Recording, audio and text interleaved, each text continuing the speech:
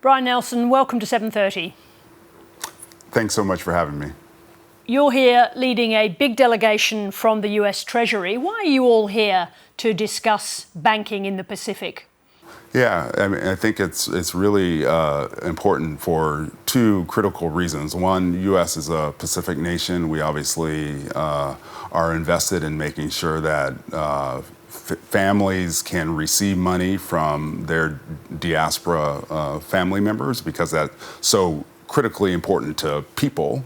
The second thing is really the opportunity to grow your economy. And from a national security perspective, I think the third thing that we were really focused on is ensuring that those formal financial channels continue to exist, so that you don't go into like an informal or gray market where there's much less visibility and transparency around those transactions. And as soon as those opportunities pop up, we see illicit actors seek to take advantage of sort of the lack of those sort of formal checks that allow us to prevent things like money laundering and terrorist financing and the like. What are the actual consequences when banks pull their operations out of Pacific countries? Yeah, there are a couple of significant consequences. So, for example, if I'm trying to, as an individual, send money to my family to a Pacific Island nation without those correspondent banking relationships, maybe I'm not going to be able to send those dollars. Maybe if I am able to send it, it's going to take a much longer amount of time, and it's going to be much more expensive for that individual, which means the person on the other end is not going to benefit from those resources in the same way. And obviously, that's a significant part of many of these nations' economies. And then to the extent these governments need to provide essential services like electricity and other services, if you don't have that connectivity to the international financial system, it's very difficult to provide those types of services. So at a macro and a micro level, it matters quite a bit. And if Australian banks, for example, pull out, is the US concerned that China will step in and fill the gap? Well, from the U.S. Treasury's perspective and working with Australia, so much of global trade and again, our diaspora populations rely heavily on the dollar. So it's important to remain and preserve that connectivity to dollar clearing services. But of course, we are also focused on ensuring that whatever those pipes are, those correspondent banking relationships, that they're transparent. What we see is that if those connectivity is foreclosed, then it becomes much more available for illicit finance actors to take advantage of those nations and those communities. When you say illicit finance actors, do you include China in that?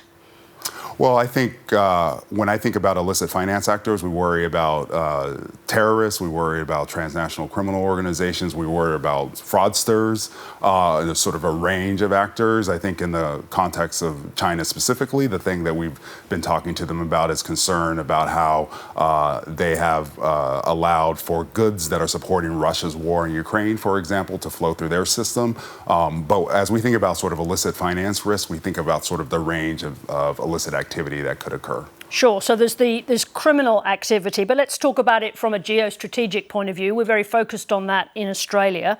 Let me use an example. Bendigo Bank is closing its operation in Nauru.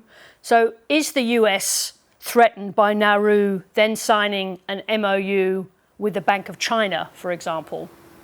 Well, as I said, I think this is much bigger than China in the extent that we really want to preserve that access to the dollar economy and the use of dollar to provide those services and opportunities for families to send money back to their family in Nauru, as an example, and certainly ensure, again, because so many services rely on dollar clearing capacity, to have that connectivity to U.S. dollars and the Australian dollar is really critically important to their economy.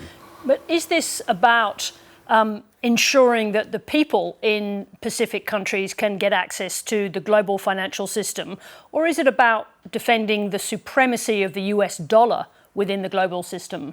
So to your question about what this is ultimately about, it really is not about any particular country or sort of strategic relationship. It is about just the basic fact that so much of the global economy relies on the dollar. And if you don't have access to that, that's going to inhibit your capacity to grow your economy. If you're a country, if you're a person, is going to inhibit your opportunity to send money through the formal financial system, you'll have to rely on things like moving physical cash around, things that, again, really exposes you to being taken advantage of by illicit actors. But in the end, aren't these business decisions, let's say for the Australian bank, if like Bendigo, they decide they're not going to offer these services to Nauru, isn't that a business decision? And so what can you do to change what is essentially a business decision for a bank?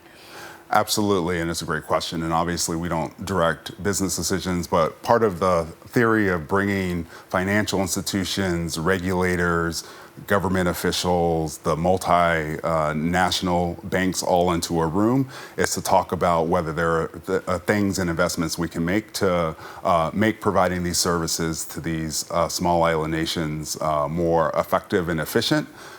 Certainly, as we think about innovations like electronic know your customer and sort of compliance mechanisms that could be utilized across these nations, and whether there are regional solutions to bring those costs down of doing businesses by financial institutions to help facilitate their capacity to continue to provide these critical services to these nations. Now, one of the big things that's going on in the world of global banking is the enormous increase in Chinese loans to Russia since the outbreak of war. Is that also a threat to the US as the dominant global currency?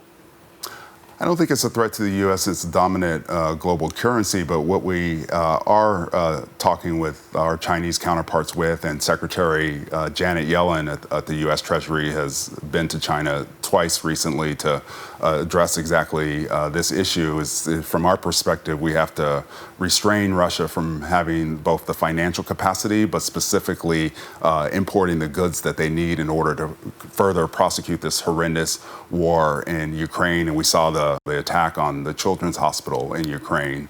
And so it's critically important that we work closely with Chinese counterparts to prevent them from facilitating the flow of these goods that we know that Russia needs in order to prosecute this war.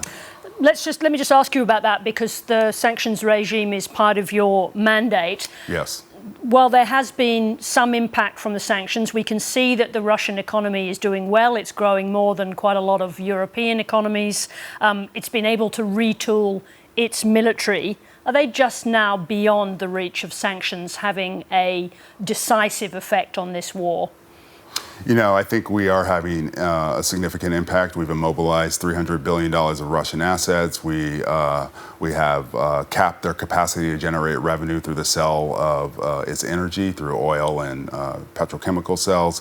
And what we know is Russia has really converted to a war economy, and that's an economy that is not sustainable. It's not an economy that invests in things that will grow it over time, but in things that are highly perishable.